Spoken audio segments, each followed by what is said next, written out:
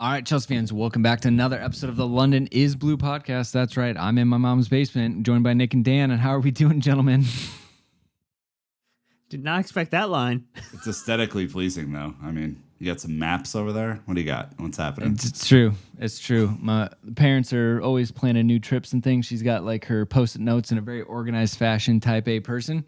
But Dan, I'm just seeding the interest to go to YouTube and see what is going on as we do our journey to 30K. And that, you get a little Brandon on the Road edition this week.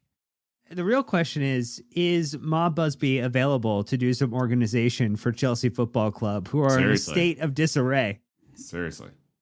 She definitely write some better pressers, some briefs, actually get to what's going on, since she's a trained journalist and now award-winning producer of documentaries, which is pretty impressive. Mama. There you go. That's awesome. Good for Mama. Yeah. So anyways, you all are here because you're dying to hear our Aston Villa match review, which we will give you. You know how it's going to be. It's a little bit of this, a little bit of that, We're dying to give it to you. We certainly didn't delay the start of this podcast by 20 minutes talking about anything but the match. Nothing. It's an undead podcast. We're unalive, and we're coming to you from a zombified state. Doing our best in these trying times. So, look, another bad Chelsea performance in the books. Another scoreless match. We'll talk about as best we can, as we also have to look ahead to Brighton, which is not enjoyable or fun whatsoever right now. But we'll jump into it like we always do with the three-word match review. No sense in delaying. Dan, where do we start?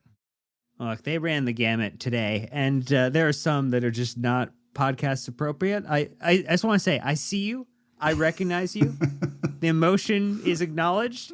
It just doesn't fit in a form factor where someone might just be listening to this with their kids. Just, we've heard that before. But ones that might are like Roberts, where done being patient, Meg with the hurry up, CFCW, that's right, the Chelsea women, will make a lot of us feel a ton better when we see them take the pitch very, very soon. Craig with the projects can fail, with a group projects like GIF, with Malcolm in the middle driving the driving the golf cart into the water. The Sultan of SWAT with I Feel Robbed, and highlighted that it was because of the officials' missed chances and the weak goal that Watkins scored. You had Alex with the Bobby Sanchez Player of the Year. Bobby Sanchez. Yes. Blue London 1905 with Red, Chelsea's version. You know about Taylor Swift this weekend, Nick Verlaney, Kansas City, Travis Kelce. Kansas City's being very chill and not at all way too amped up about the whole Taylor Swift thing. So it's really nice to see that everyone's being calm about it, So well, cool. I mean, good stuff. The only other celebrity to visit is Sudeikis, so this is kind of a big deal. Hey, calm down over there, okay? We have a ton of celebrities in this town. Tons. And last one from Mr. Thurman, just with Stamford Bridge collapse, to just run us through some examples of where people feel. Well, maybe he's talking about the redevelopment. Are we sure? Do we follow up with that one? Yeah, I'll leave that to you. All right, sounds good. I did Potch's blue balls. A man can't score. It's unfortunate. Whatever could you mean by that? I was going to do something with the lemons, but I'm just like, no, I feel like that was used enough in the pre-match. Poch is already trying to use lemons to buy himself a year and a half at Chelsea, which is clever. I don't know if it's going to work, though. Yeah, you don't think Potter thought of that? Please, get out of here. I'm going to go with Goalmouth force fields. For whatever reason, you said that before, by the way. This is not new. And it's not a repeat. So is this performance, though. So, bam, how about that? There seems to be a force field installed just for Chelsea players. It turns out that other teams can shoot through them, which I feel move it at half. It's unfair to swap the ends. But the ball just kind of deflects off in different directions. So if we could work on that with the ground stuff, I know there's been some changeovers the last couple of years, but perhaps we get the old crew back who did not install the force fields. I saw a couple of people put this one out, but I thought it was apropos. Define the project. We need definition. Dan, I know that you and I both. Oh, Brandon, you're back in the game too. I know when you start a new project, typically goals and objectives, strategies, tactics, all laid out You execute a plan. You have a project manager there to help make sure everything stays on track, on budget. Milestones. Sure. Things you're going to check KPIs, in. Yeah. And if you're new age, even OKRs. Oh, yeah. Objectives, key results, baby. Come on now. Depends if you've gone through a consultant audit or not. Clearly, we have not, as we try to figure this one out. All right. Well, shout out to everybody who gave us their 3-word match reviews on Twitter and Patreon alike, aka Discord. But we do, again, I kind of shout out at the beginning, we're still trying to grow a couple things. So if you'd be willing to support us for free, just quick 5-star Apple Podcasts or Spotify, sub to YouTube where you can see me recording from my parents. And then also Patreon, Discord, we got some changes coming up. So check it out, especially after these matches. During these matches, you need someone to talk to. Twitter's getting a bit unhinged. Come hang out in Discord. I've been doing a better job of being in there. Dan's in there quite a bit. And if you tag Nick enough, he does show up every now and then. It's like Beetlejuice. You just have to tag him 3 times. I do sneak attacks in Discord, and then I'm ninja powder. I'm out. Boom. Exactly. And then quick reminder, Nick, on the pods that we have dropped in case anyone missed it. Yeah, so obviously Chelsea not playing as many matches, so we're going to try and do some different content this year. So obviously a ton of Blue Royalty stuff as they get ready for the season to start in October. I think October 1st against Spurs at home at Stamford Bridge. So if you're in the UK, go to that. It's going to be great. You'll get to see goals at Stamford Bridge, which I think is a fun thing for everybody. So they did 2 season preview episodes last week, Jesse Abdullah and Ollie, and then Jesse Abdullah and myself did a couple this week coming up on, I think, Tuesday, Thursday, which are good. We kind of do some goofy predictions about the Champions League, which is fun. That's a competition that is still at Chelsea, just on the women's side, and do a preview for Spurs. I also did an update with JJ about Strasbourg and Blueco and everything that's happening at that club right now. And then, Brandon, you did a Matt Law special. Dan, you did an excellent preview for Villa that didn't come true. So nice job. Yeah, don't promote that one. Just archive that one, take it off the feed. So look, we're trying some new stuff. That's all. We're trying new stuff. Yeah, feedback on those is appreciated as always. But anyways, let's jump into the Villa match review. It was this past Sunday, the 24th of September in the Premier League. We're at Stamford Bridge in the scoreline. In case you somehow missed it, Chelsea 0, Aston Villa 1. Goals coming from Ollie Watkins because, well, of course he did. It took a red card and his debut goal of the season to really stick it to us a bit obnoxious. No fifth stand highlights, but obviously if you want to go download the Chelsea fifth stand app, do it. I would say wait for a win, but that would be a disservice to them. So Dan, let's just jump into the lineup and see how we did this again. Like it was Big Bob between the sticks with Malagusto. Big Bob. We're getting a new name every week. Double down. Oh my God. Double down. Axel Disasi, Thiago Silva, and Levi Colwell as your defense with Conor Gallagher, Moises Caicedo, and Enzo Fernandez as your midfielders, Raheem Sterling and Mykhailo Mudryk alongside Nico Jackson as your attack. And look, we saw Ben Chilwell come off the bench. That was exciting for him, I'm sure, as well as a double change with Ugo Chukwu and Palmer, and then Armando Broja. Let's just, applaud it up for the young man coming back off of a massive injury, getting some minutes, extra minutes even, because 11 minutes of stoppage time to the minute and a half of 3 minutes of stoppage time we played in the first half. And look, 2 goalkeepers on the bench because, of course, along with Kukurea, Motson, and Washington. Chilwell came in because of the red card. So when you say good for him, it's kind of like, well, not for the team. We had to make some changes out there. Sarcasm. I'm just correcting the record. Again, if you're not watching on YouTube, you probably didn't catch that. XG 1.35 Chelsea to 1.04 Villa. Right? That's where we're at. We only had 53% possession. This really fell down in the second half. I mean, first half, if we were to click over, I'm sure it was 65% or higher. We ended up, again, first half, all top of Villa. We ended with only 10 shots, 4 on target. They had 15 shots, 7 on target. Again, the red card was a turning point for them. They had a lift in energy, as you would imagine, and they really came at Chelsea, and we had to survive. From that point on, we had 2 cautions there, 3. Obviously, we had the red card. We had 3 big chances, missed them all. They had 1, they missed it. And kind of weird. I mean, this is one of those games where you look at the counterattack stat, Nick, and it's like, no shit, we didn't get any counterattacks because Villa were sitting. And this is time and time again, especially in the Premier League. Teams are going to wait for Chelsea to come at them because they know Chelsea have their urgency, kind of the impetus to win the game. And so they just sit and wait. The fact we had no counterattacks, I'm thinking back to the game, like, you know, it actually kind of makes sense. But the fact that they had 3 and they got shots on all of them and scored on one of them, it is a huge advantage. And as much as I'm friends with Matt Law, along with the two of you, when he talks about their midfield with Douglas Luiz and Kamara, I think it was, against Caicedo and Enzo, and he was like, oh, our midfield was way better. I'm like, your midfield didn't have to do nearly as much as those two did. And final point, Matt, I love you. If you had the chance to get Caicedo and or Enzo Fernandez, you would take them in a second over Kamara and Douglas Luiz. So, my man. Yeah, no. Kamara did have a good game. He did. Just to be fair to him. And it's not to say that, you know, players that don't cost 800 million pounds can't be good, because they can be.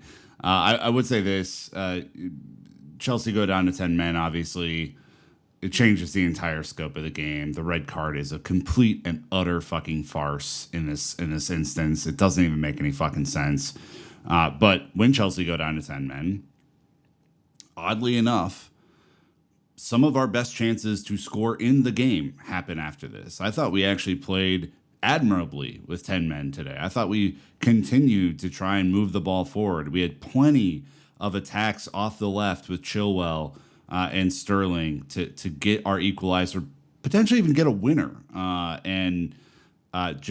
is just a lack of finishing at the club. And the one that really hurt was Sterling with the 2-on-1 with the goalkeeper, shooting it right into the goalkeeper. I mean, it's just rookie shit, unfortunately. And then Chilwell, who has scored some worldies at Chelsea, can't, you know, figure out how to hit the far corner, which he's done a billion times in training, I'm sure. And so you look at those two chances, you look at some of the chances that we had in the first half that didn't quite come off, and you know, I listened to the preview, Dan. You guys had a lot of it right, except for the end product, right? And I think Sam was great with his analysis, and I thought you made some good points too. It just didn't come off. I mean, Disasi, if he was onside and could place he would have been level on Premier League goals with Raheem Sterling. I mean, not a shoulda, coulda, woulda situation, but like we were offside several times on promising attacks, and our timing between in transition for attack was really, really poor in this match. I mean, I think part of that too is credit to Villa for holding their line effectively and making it super difficult for Chelsea to time it effectively. But Brandon, I think it was just, I don't know if I agree with the sense that like a lot of our best chances came after the red card, because we only had five total shots after the red card came off, and maybe like some of the movement up into the point was really, really good. But I mean, we actually had more of our shots kind of come in the kind of before that. And so like, I guess maybe we only had 10 total shots. Like, yeah. I mean, the Chilwell shot and the Raheem Sterling shot, I think, were our two most clear-cut chances of the game, personally. Nico Jackson first half from Jackson the in the 24th minute. But hey, either way, there was enough. Like, the goals are the problem. We're gonna get into it, you know. So hold on to that. Good friend of the pod, Chelsea HQ, tweeting that this is our worst start to a top flight season after the opening 6 matches since 1978-79. And if you're fans of the Chelsea Fancast like we are, and you've listened to their decades summer series, you know what was going on in the late 70s. And if not, it wasn't good. Go check it out, right? That's where Chelsea fans earned their stripes back then. And then Domino's Pizza UK says we've delivered about 852,609 pizzas since Chelsea last scored a goal. And that is annoying. I have been getting picked on a ton in group chats and on Instagram group chats and things like that, and I am over it. It's actually feeling like bullying instead of like a fun ribbing. So we're going to take our first ad break, but when we get back, we're jumping right into, you know, essentially what the hell is going on? Where did my Chelsea go? And when can I have them back? So thank you to the sponsors, and we'll be right back. Okay, so essentially, if we were to just take it in stride, it's another loss for Chelsea, our second in September after an international break. So that doesn't help that stat. And it's our third scoreless match. Overall, gut reaction, Nick, Villa loss is now just kind of compounding interest to the negative. Interest rates are variable. Our debt is quadrupling. Yeah, it's a tough moment. I mean, look, I think your interview with Matt last week was really interesting. The fact that like this is our bed that we have to lay in, right? Like, there's not a whole lot of other, of course, you can go buy a striker, right? No doubt. You could do that in January. Perhaps that's what we do. But there's not a whole lot else that this organization can do on a footballing front, right? Pochettino had a phenomenal preseason with this group. None of it has carried over. I still think our best performance of the season was against Liverpool in the first game of the season. And since that point, since Reece James got hurt and we had all these other injuries, it's been tough sledding across the board. I think friend of the pod, Chicago Dimitri, put out a great tweet saying that over the last 3 games, the thing that's baffled him the most is that we took away part of our secret weapon from the first 3 matches, which is the service that Enzo was providing from deep.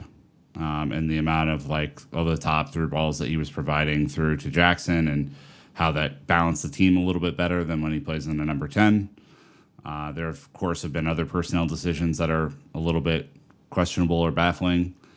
But at the end of the day, our problems start and end with the fact that this team, for the better part of go back to Lampard right before he got sacked, has not been able to score goals efficiently or effectively. Lampard 1, not Lampard 2, obviously. This team struggles to score, man. They have for years. This is not a new problem. We have tried many different personnel groupings to get out of it, and it deflates everybody. I mean, what a goal can do in Stamford Bridge. We've been there when a goal can lift up a whole stadium. And when you just don't do that, and you don't do it at home, I think this is the scary thing to me. When you're not playing well at home, you're going to struggle in this league, man. I mean, this was an insanely winnable match. Villa are not good. Matt might tell you otherwise. They're not good. It was a piss poor display from them, even against 10 men. Thought they were bad. This was a winnable game. This is a game that Chelsea of yore would have won. And I just don't know where the goals come from, right? I mean, there are people out there saying fire Poch. There are people out there saying we're in a relegation battle. There are people out there taking the piss because they can, and they've waited years to fire on at Chelsea and whatever. Everyone's entitled to their opinion, however stupid those opinions are. But this is a moment where Chelsea have one objective, in my mind, between now and the window, and is figure out how to fucking score goals, because the defense is not the issue. The midfield performing relatively well. The ball has to go in the back of the net, and I am not a coach. I am not a tactician. I am not a scout. I don't work in the front office, but it is the one problem that we have at Chelsea on the field, which is scoring goals. If you can score goals, we could be right back in this thing. We're only 6 matches in. So, that's the good news. The bad news is we have to figure out how to do the hardest thing in football, Dan, and that is put the ball in the back of the net. It doesn't seem as hard when you look at other teams who Easy. have not struggled. Have not struggled recently. Some teams putting in more goals than Chelsea have scored this season in a single game over the last weekend. So, it's a bad spot to be in. I think it's a bad spot when for 2 matches in a row, the player that I would praise the most is Bob for another really, really strong performance in keeping Chelsea in the game. I actually think 6 saves. I think Chelsea lose 2-0, 3-0 if he didn't pop up on a couple of them. And I mean, he didn't maybe do the best job on the Watkins goal. Like that also was like just the weirdest angle to score off of. Like I think that was he did a lot of good work, and that was kind of an undoing, I think, of a combination of a couple of people. I think the attack just still is not as ruthless as we would like. Players taking shots versus taking shots on target, setting up other players to take the shot. When they get set up to take the shot, they try to pass off the shot. When we get great crosses into the box, nobody's there to pick it up. Mudryk had, I think, a couple of good deliveries that could have really went wanting today. I think some of the players do look tired right now. Like I think Enzo did not have as great of a game as he's had recently, and that's unfortunate too. I mean, Nico has to play with a little bit more of an understanding of the Premier League and what's going to get him cautioned. To now miss a game through suspension this early in the season is a really bad place to be in. And if Broya was not back healthy, like, unfortunately, I think he's going to get tested probably sooner than he needed to by virtue of the suspension.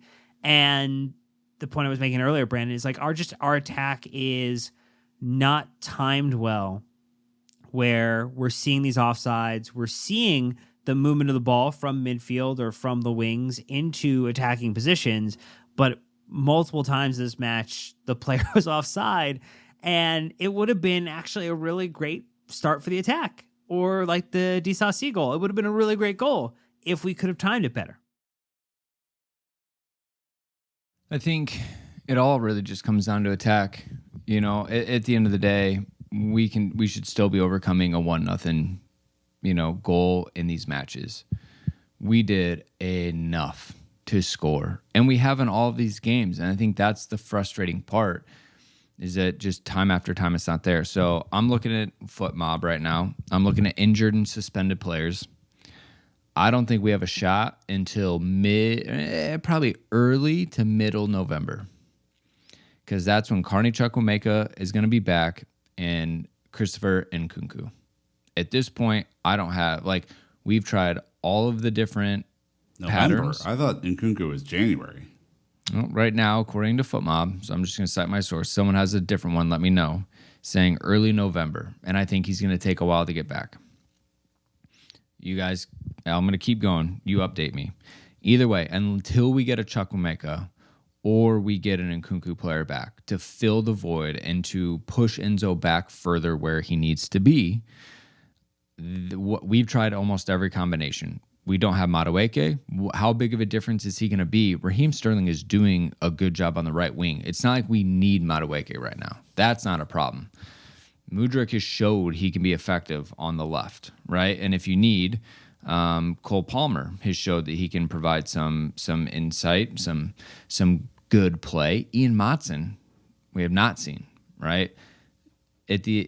What we need is the creative player, because it hasn't mattered who's on the wings and it hasn't mattered who's up top until we get a number 10 back into this team. That's when we looked our best, at the beginning of the season and in preseason. And I still have said Nkunku's going to be our highest goal scorer, and it's looking pretty good right now. I still am, unfortunately, winning that prediction, which I was getting, understandably some stick over. So I think even Reece James comes in. Now we're in a pickle with Gusto going down, and I don't really know who's going to be the right back. Probably Disasi and Chilwell comes in left back, but it's just more unforced nonsense that Poch has to deal with. But it's the number 10. The number 10 is the one thing this team needs.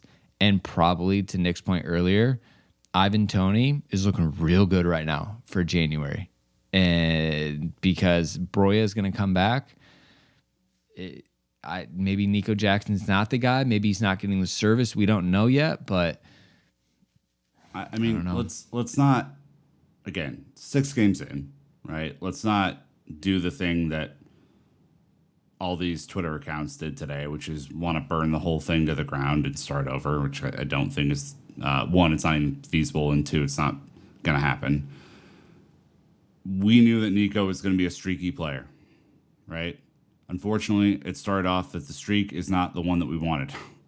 So, who knows what happens? Maybe he really turns up against the big teams, right? Maybe the fact that other teams are going to have more of the ball in the league is going to help him, get on counterattacks better and get one-on-ones with goalkeepers and stuff like that we saw he could do at Villarreal.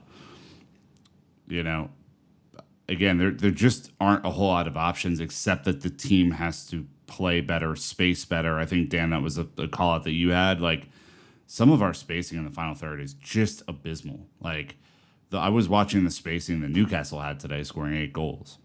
None of their players got in each other's way. None of their players seemed like they were overlapping right next to each other and taking the ball away from each other. Their players knew where they were supposed to be generally and then had the freedom to make movements. I don't know what's happening in our final third coaching, but we seem jumbled, all across the board. And I would hope that improves dramatically very soon. Yeah, the interesting with Jackson is so his shot on target amount has gone down pretty significantly from his time at Villarreal, which was, I would say, maybe an unsustainable 56.1%. Yes. It's at 36.8 right now, which is still actually not terrible, considering that his expected goals are 3.8. He's scored 1. He's had 19 total shots. I think that would maybe be, even though he's gone up, so he's averaging more shots per 90 in the Premier League this season, it's potentially about the volume of shots too. Like, he registered technically 1 shot this game. That is concerning, particularly when it should be a more free-flowing game like you talked about, because we didn't have 60, 70% of the possession of the ball. Like, we actually were, it was a more even game between the two sides, and he was getting an opportunity to attempt to break lines. He just can't be offside. It can't be being caught in transition and not getting a chance to take advantage of the timing when it's there. And so I think it's about the service in, but it's also about the availability of the player to receive that pass when it's coming in. And for Jackson, it's also beating the defender he's up against. I think this suspension hopefully is a good learning lesson for him about like what does and doesn't fly in the Premier League. Like, he is not going to be able to dissent because he's not getting a foul called in the Premier League that maybe gets called in La Liga for pulling back or a little more aggressive play. So I think, Brandon, there's plenty to maybe see what happens now with Broya being back, with Palmer getting maybe some more opportunities.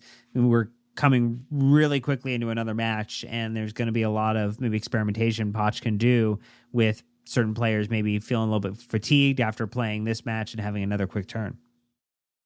Yeah, I think the defense needs to be shaken up, refreshed.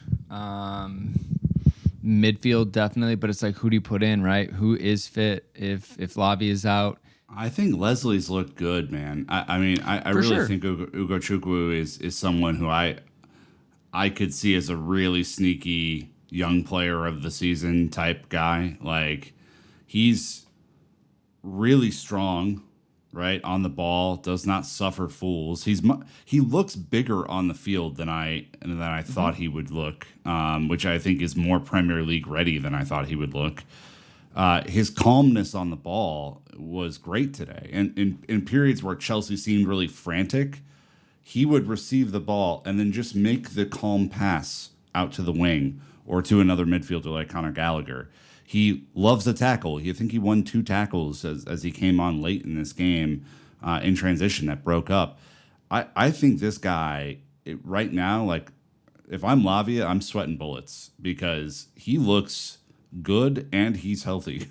And so if I'm looking at ways to shift this thing back, potentially he sits at the base and lets Caicedo and Enzo have a little bit more space as 8s. But I mean, more than that, I think Enzo has to get back into a 6 territory. He has to he has to be more of a playmaker from deep, and we have to figure out some person, Cole Palmer, Madueke, some person to come into that number 10 role, or play two strikers up top. Play Broya and Jackson together.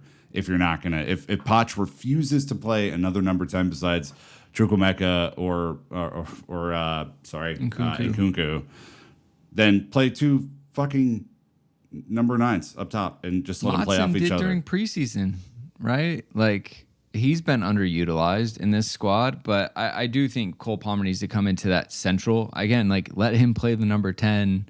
Midweek, there's got to be some refreshing. I don't know to stick or twist on Enzo. Like, do you let him play against Brighton, or do you rest him just for the minutes and take a breather? I don't know what to do with him, right? But I mean, the best answer is to play him in his proper position, as we've been saying, which Poch doesn't want to do, and fine, he's smarter than us. But I guess, like, Dan, do you sit him in midweek, or do you keep him out there and just force him to figure it out? We're playing Brighton. I think the thing, it might be that the squad feels too thin at the moment to maybe do that. I as someone who maybe pointed out that Enzo is not the best performer on the day for Chelsea. I mean, maybe you do Ugochukwu, Gallagher, and Caicedo as your midfields, and that could be an option. Maybe you put Palmer on one of the wings and you put Mudryk on the other with Sterling centrally. Like, none of it's great. Or you put Broya in there and give Sterling a little bit of time off. It just doesn't. It's doing a math problem with the worst possible end equation at the moment, because you're missing what you would love to be using in terms of the players that are currently unavailable. I don't like. Typically, this would be a match where you saw a bunch of young kids on Wednesday. No, not happening. Not this one.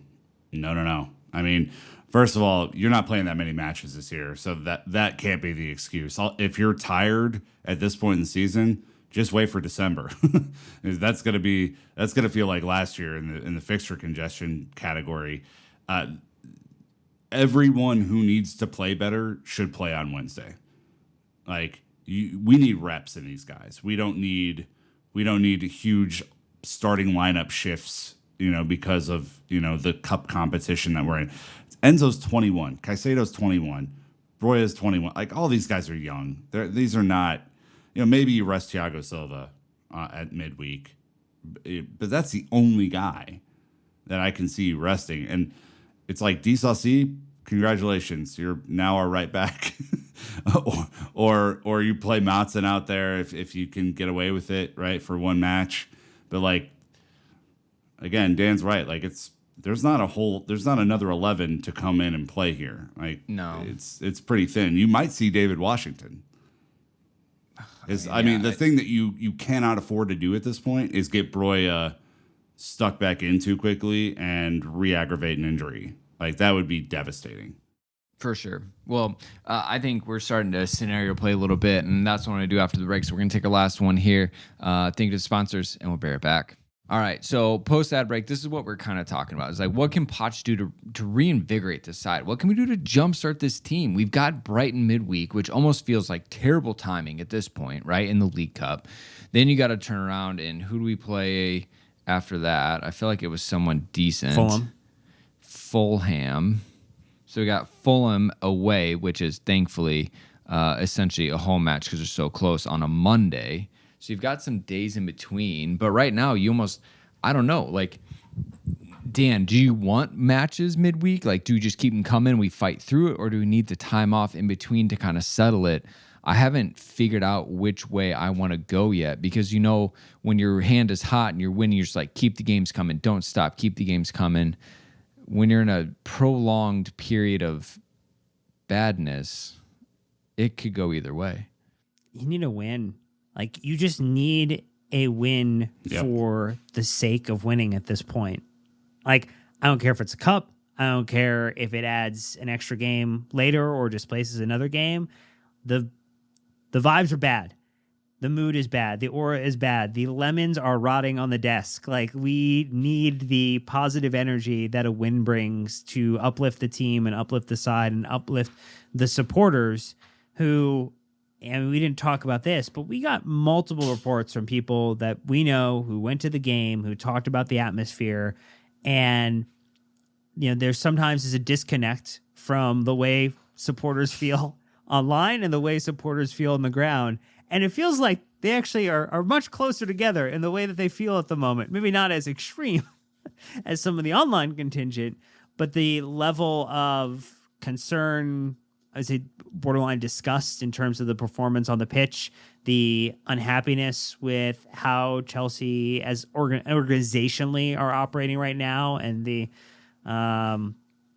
particularly after like the article came out about like putting Chelsea in the best position to win and win now, like it just isn't coming to fruition quick enough. And we're kind of, I think Nick, you've used the phrase before, like we're writing the checks that our mouths writing checks that we can't actually cash. Like we're not cashing right now. So go win and give the team something to rally around.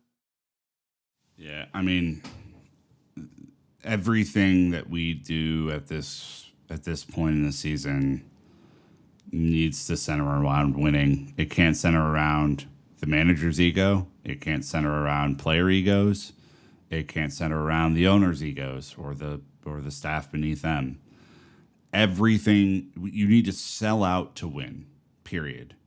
The only way the narrative changes is if Chelsea rip off 3 or 4 wins in a row and start to build momentum this season. The only way this bad feeling stops is if you are competitive in matches against the top 6 and win a decent amount of those matches. If you are a person who is like, regardless of what happens to any other club this summer, Chelsea should be top 4, Chelsea needs to start winning and winning quickly. And they also need to win matches that right now I don't think we have a chance to win by playing a lot better, right? I know we restructured the wages at this club. These guys get paid way too much to not be able to finish in front of goal, And to me, I just look at this whole scenario, and I think that we could talk about some lineup tinkering, Brandon. What we'd like to see, as non-coaching experts, but we have eyeballs. To me, sell out. I don't care if it's Ugochukwu playing in front of Caicedo for the rest of the season if we're winning. I really don't. I don't give a shit. So to me, this is kind of a big moment at the club. It's not say it's a do or die moment quite yet, but they need to get in gear pretty quick. Without a doubt, guys. Again, I just, we are so thin, especially without Malagusto. Trev is injured. Reece James is injured. You even look at like, okay, how do you shift the line? So Disasi goes to right back. Like what? I mean, you have Levi Colwill if you want to rest Thiago, and then you've got he's day to day, right? So he's on his groin. At the end of his injury recovery that got set back after he was getting close to being ready. So then, are you doing like a Cucurella, Chilwell double left side? Do you go to back 3? Do you even either way? You're stuck playing Thiago Silva, who just turned 39. Match after match after match, right? And we know he doesn't have a lot in the tank. Like, poor touch today. That sucks. That was very uncharacteristic of him. Again, don't step and leave your guy one-on-one, yada, yada. We'll get there. This is tough. This is tough for Poch and for fans. I think just going in for the kill right now to the jugular, it's tough because what do you want to do? There's not a lot of changes you can make. You really just need goals to go in. And playing Brighton is no bueno right now. Didn't they just lose in Europe? They did. So, great. They lost Europe. What do? Turn around and come back and win 3-1 today. Midoma with a double, right? Like, they're still a good team. They can manage themselves. I wonder what they're going to do going into this and if we have any advantage. But as I talked about Matt Law, and I'm sure you guys did in the preview pod, Villa went to Poland before this match, lost, came back, and and got the victory, undeservedly so, with the red card. You can't at Chelsea lose to Nottingham freaking Forest, lose to Villa, red card, and all this stuff, have all these chances to score and not do it. So I don't know. I'm worried that Brighton's not going to go well. You crash out of League Cup and you try to pick up the pieces away to Fulham at the weekend. They're not terrible, but they shouldn't be a bogey team for this side. But the mental cracks are there. And again, I don't know what we can do right now to kind of paste over. I'm actually like genuinely at a loss of trying to think what to do. And I'm open to suggestions, but it's not simple. Whatever the fix is, it's not simple. I think we just need a break of luck. We need a big break of luck because we've had the opposite of that so far this season. Are both Gusto and Jackson out for this game? Because Jackson's of the red card, not. does it carry to League Cup? Jackson will be, right? Will be available or suspended. The jury's still out on that one. He may or may not be suspended. Gusto is definitely going to be out with a red card. I think red cards carry over because it's an FA competition. I think the suspension is Premier League, but we'll double check. Yeah, that's going to be tough. I mean, either way, you're pushing Broya to play 90 essentially, or 80, or a false 9, someone else in there. Yeah, it's going to be false 9. I mean, I can't. He did run down Konsa, whoever it was, at the end of the match. Again, I know we're desperate, but I mean, that has to be a concern. Kind of slotting him in that early. Look, I think Palmer needs to start. I think Madueke could start. We could see Madueke and Sterling potentially kind of form a partnership on that right-hand side. I think more than anything, when I look at this team, like, we know that Brighton play a fast pressing style of football. So you need players who are comfortable on the ball, and you need players who are willing to make 1 or 2 touch passing to break their lines. Like, Brighton is not some invincible football team. Like, West Ham gave you the blueprint as to how to play them and beat them very effectively a few weeks ago. Defend really well, hit them on the counter. They will eventually break down and they'll implode. I think playing balls over the top like we did later in the match today is a really smart play against Brighton. Kind of forego the midfield in a lot of ways if you can get the right set of wingers out there. I think that Mudryk could be especially dangerous against their back line if he gets the ball in any sort of space. And I think if you do play Enzo deeper, you need to make sure that you shield him on the defensive side, that, in case he does give the ball away, that it's not an automatic kind of counterattack your way. These are all the things that, if you watch that West Ham game, they did incredibly well. And they also did something that we have not really shown this year without getting a yellow card, which is be tough, be bastards. West Ham have a bunch of bastard-coded bastards on their team. We can't seem to do that without getting a yellow card. I think we need to be a lot more subtle, dark arts in this game. De Zerbi's out for some retribution, but this is not impossible to do. It's just improbable at this point. So I think I've decided you got to play your strongest 11 until you can turn it around. Then you deal with fatigue and the results of that later. Totally. To your point, I'd be interested to see Mudryk again with like a proper left back. Love Levi, but he's not a left back, with like a Chilwell or a Matson or even a Cucurella behind him, and see how that does play out. Because obviously, Dan, he was a lightning rod again. Everybody wants to talk about Mudryk, how good he is, how bad he is. I think everybody is left or right. No one is standing on the fence when it comes to Mudryk. You have to wait and see. There are some moments, but that could be one thing that, maybe, but especially as Nick was saying, if you want to break a press, putting the fastest guy in all of Europe out there is probably a pretty good way to do it. Well, it just makes sense that's going to happen with Gusto being out, because you have to push Chilwell back in from the front into the left back. Everybody shifts right, and then Mudryk gets an opportunity to start on the left wing. So it just feels like a natural movement for that one. I don't necessarily know if there's too many other changes we can expect outside of the Broya potentially as the starter, but there's just still a lot to... we're going to have to wait and see. I mean, look, winning against Brighton would be a very, very good remedy for the current case of blues that all of us as supporters have. It's not enough though, right? Like we've said, No, it's got to but be. it would be. No, it I would agree. Be a 2, 3, short-term 4. relief. Yeah, we're looking for 2, 3, 4 right now to like make it go away, because I think we're all just so worried going into each match, and rightfully so. This is happening on my birthday as well, and so I'd really just like to not have to record a sad pod on my birthday.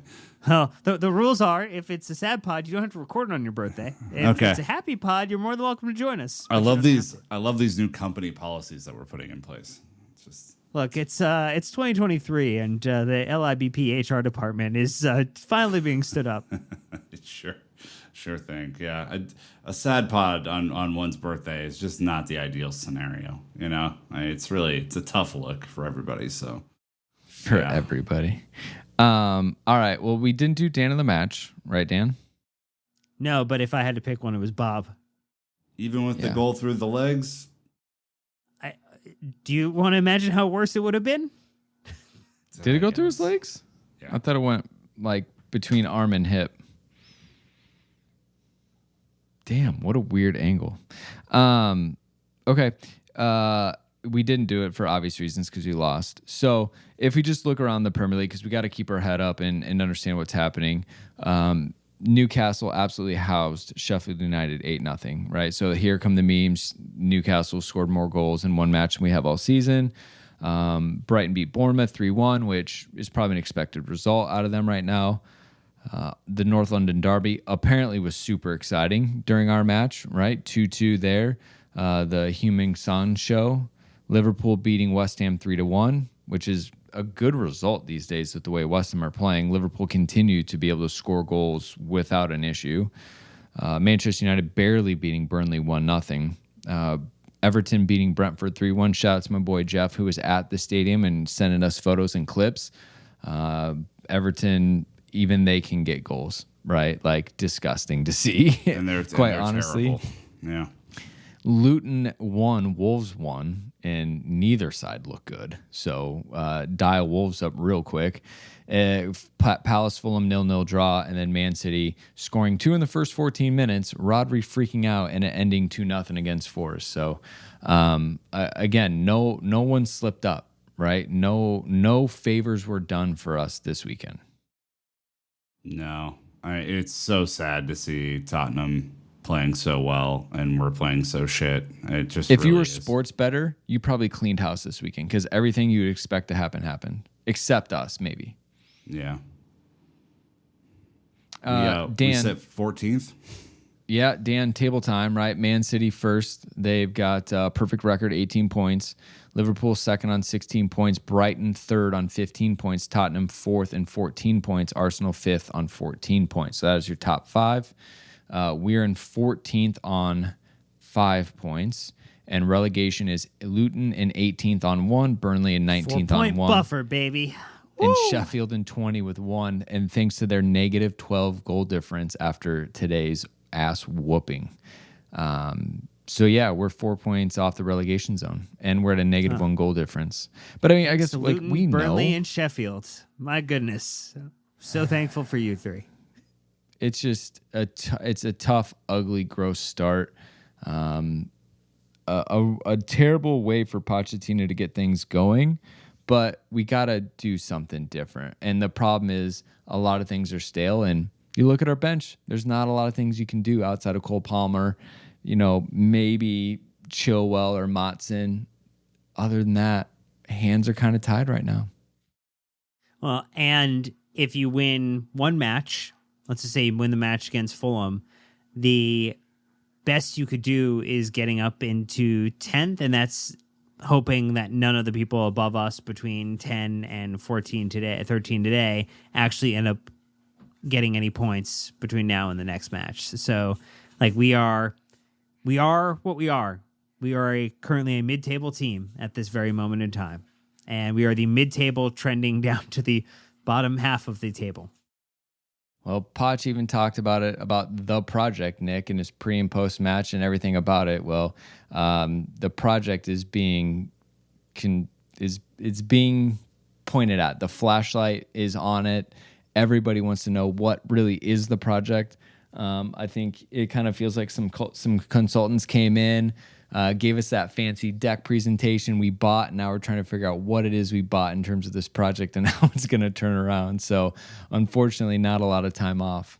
Yeah, and look, until you start winning, they're going to keep hammering him. They're going to keep hammering Chelsea Twitter. They're going to keep hammering everything. And it really is up to the players to show the quality that they get paid for at the end of the day.